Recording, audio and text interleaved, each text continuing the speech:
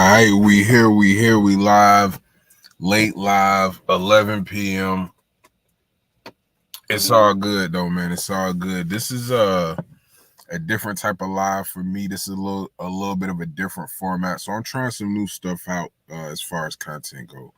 All right, so tonight we're gonna be getting into Maul going to the K-Dot show. More Drake Kendrick drama, y'all. More Drake Kendrick drama. Like I've told many people before, and I continue to tell people, this shit ain't over, man. This beef is far from over. Maul from the Rory and Maul podcast spoke on possibly going to the K-Dot show. All right, now we're gonna get into it, man. We're gonna get into it. All right, we also gonna talk about Black Ops 6. All right, Black Ops 6.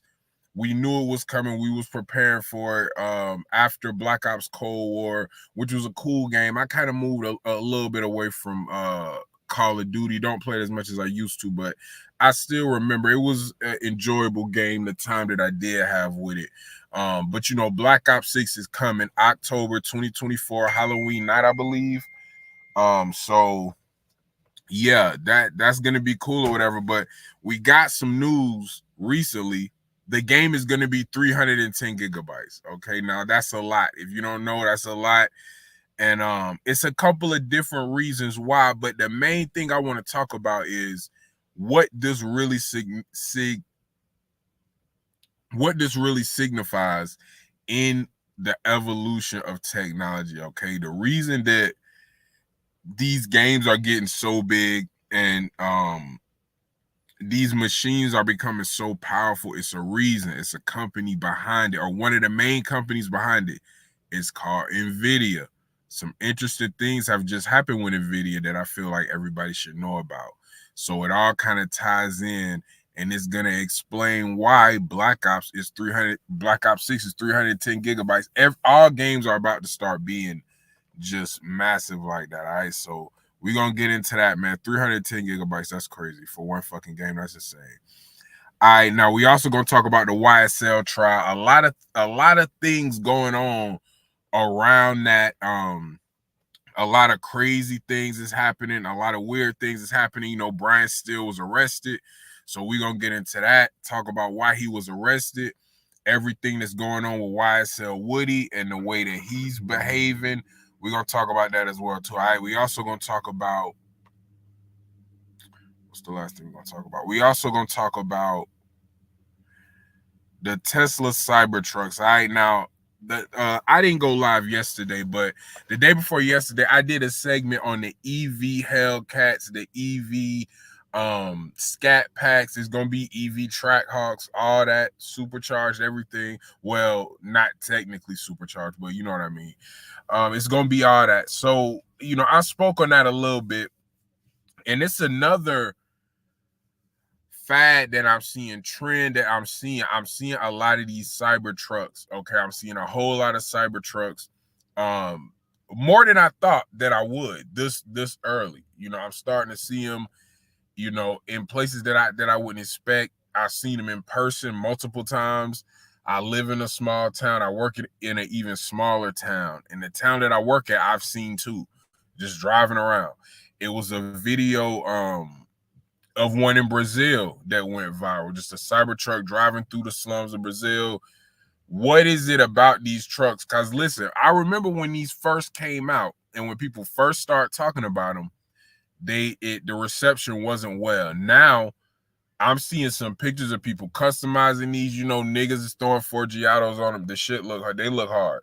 They look hard. All right, so we're gonna talk about them. I know I'm not the only one who's been seeing these a lot. So we're gonna talk about the emergence of the Tesla Cybertruck and the performance of how this Tesla Cybertruck sells. Is going to tell us a lot about the Tesla stock too. All right, that's something that I like to talk about. If you know me, if you know this channel, I talk about stocks a lot. That's something that I've, you know, been learning for years, been studying and investing here and there for years. So I really enjoy talking about it. All right, but the first thing we're going to get into, Maul and Rory podcast. Maul and Rory on the podcast, they spoke about the Kendrick Lamar show. We're going to talk about it, but let me let the co-pilot tell you everything that's going on and everything that Mal said about the show.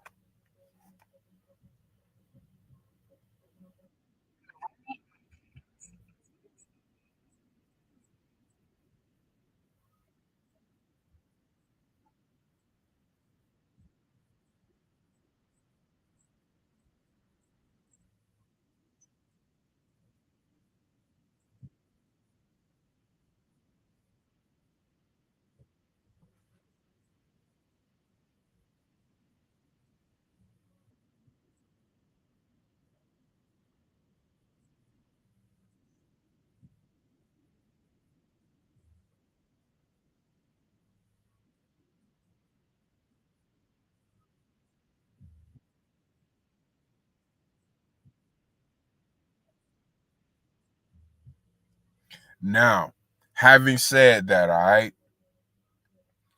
Mal spoke on possibly going to the Kendrick Lamar show. Now, we don't know if he was playing. We don't know if he was serious. I would say he was serious. I feel like that's something that not only would be fun from a hip hop fan perspective, that would probably make pretty good content, depending on how the Kendrick fans responded. Okay, if they responded in a cool, laid back, high energy way, it would be cool. If they went over the top with the trolling, that would be whack. All right, that would be absolutely whack. Now, give me a minute. Give me a minute, real quick. I'm gonna be right back.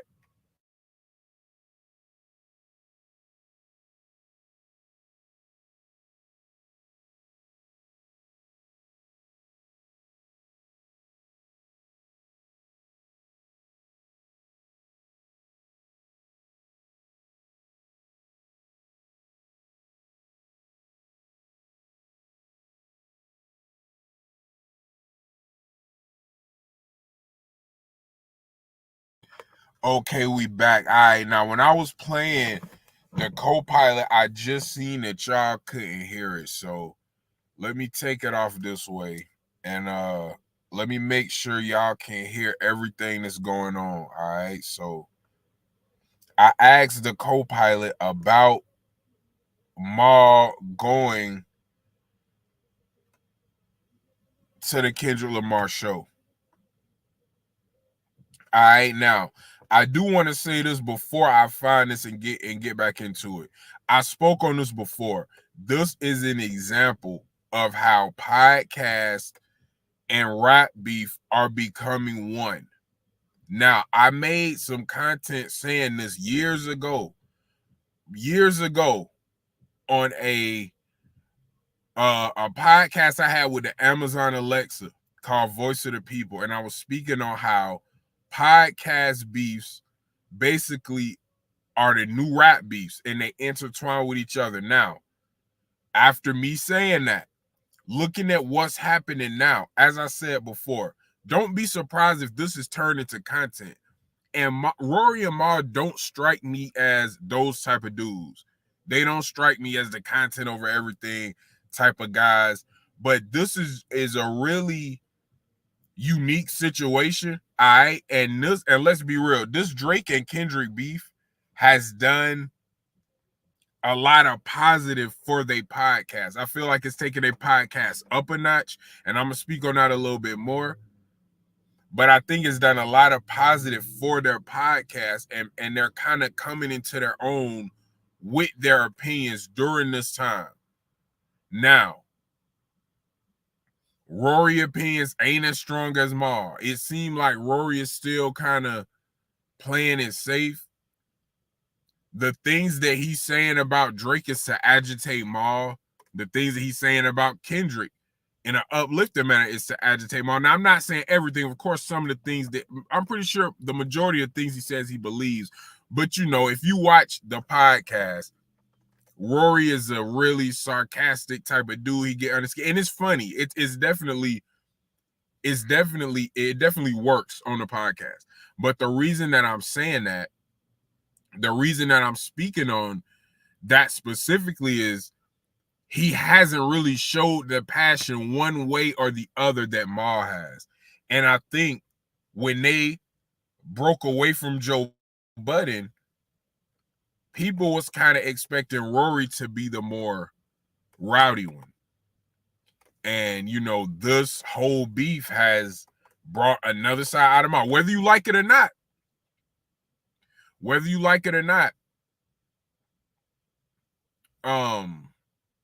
it has made the podcast more appealing. So let me go ahead and just play this real quick, giving a rundown of what's going on.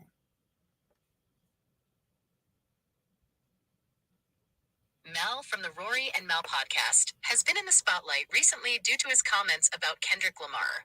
While there's no direct confirmation that Mal will attend Kendrick's upcoming show, it's clear that the two artists have been at the center of some heated discussions. Kendrick Lamar recently announced the Pop Out Ken and Friends show at the Kia Forum in Inglewood, California, presented by pglang and Free Lunch. The show is scheduled for June 19th, which also happens to be Juneteenth. If you're curious about the ongoing drama, you might want to keep an eye on how things unfold. For more context, Mal has been vocal about various artists, including Kendrick Lamar and Drake. His opinions have sparked reactions from fellow artists and fans alike. It's an interesting dynamic in the music industry, and fans are eagerly watching to see how it all plays out. Okay, now. Pop Out Ken and Friends. Let's take a look at that. Let's take a look at. Now, the first thing that we thinking is, who are the friends? So this is a one-off concert, all right? Quick little bag for K-Dot. Pop Out upcoming concert in Inglewood, California on June 10th, all right? Okay, Kia Forum. Throughout April and May, Lamar and Drake exchanged various diss tracks, all right? We know about that. Now, it's called the Pop Out. Sometimes you gotta pop out and show niggas. Sometimes you gotta pop out and show niggas. Do y'all understand why I say this beef is not over?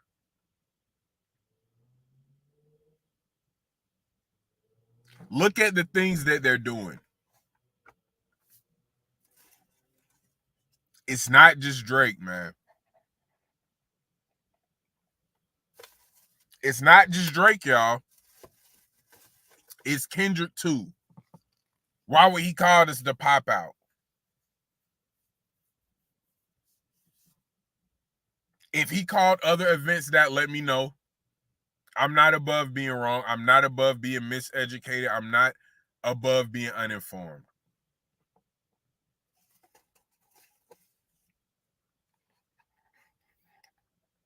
Or misinformed, however you want to say it. But I feel like that name, the Pop Out, come on, man. That was one of the most memorable bars in the record, right?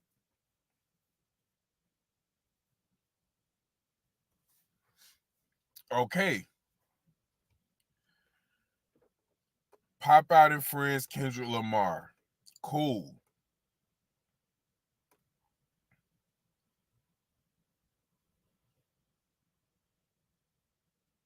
Let's see what the ticket's looking like. Okay, so lowest price in the mid 350s. Up to 1205. So this is cool. Ken and Friends to Pop Out. This is cool. I could definitely. This is gonna be a nice venue. This is gonna be nice. Let me say that. Before I say anything else, before I go any further, this is gonna be a good quality show because Kendrick is a great artist.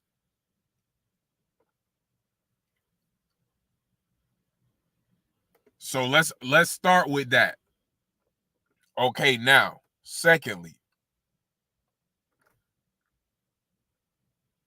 if Maul goes there, it's gonna be great content. Number one, it's gonna they'll be able to do some cool shit with the visuals. They'll be able to really make it look like a movie. And like I said before, this beef has added something to the podcast. It's lit a fire under that podcast. Cause this is real hip hop shit. And this is how monumental, authentic hip hop, organic hip hop events, clashes, feuds, whatever you want to call it, moments. This is what happens to the culture. So let's ask Copilot real quick. How has the Rory and Mal podcast been affected? Excuse me. Since this beef. The new Rory and Mal podcast has been buzzing since the Drake and Kendrick Lamar beef. As the drama unfolded, Rory Farrell and Jamil Mal Clay shared their unfiltered thoughts on the diss tracks, dissecting the authenticity of the allegations and comparing the artists' music and visuals. Their discussions have drawn attention from fans and fellow hip-hop enthusiasts alike. If you're curious about the ongoing saga, I recommend checking out their recent episodes. Cool. Cool. That's cool. But listen, man. This beef has intertwined itself not only in the Rory and Mal podcast, but the Joe Budden podcast. Listen.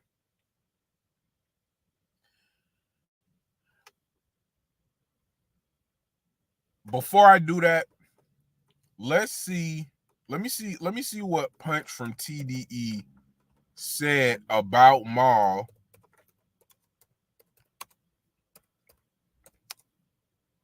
going to the Kendrick show.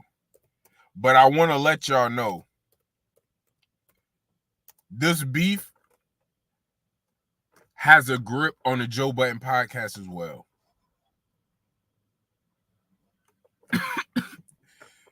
If you can't tell, let's take a look at this. TDE Punch says he hopes Mal is okay after he vehemently defended Drake in Rant. So those two have been going back and forth. Now, I don't know if this is the tweet that I was looking for specifically, because he specifically replied to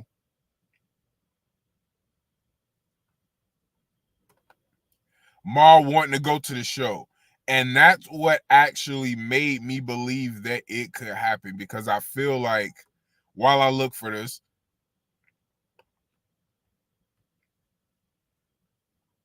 I feel like Punch is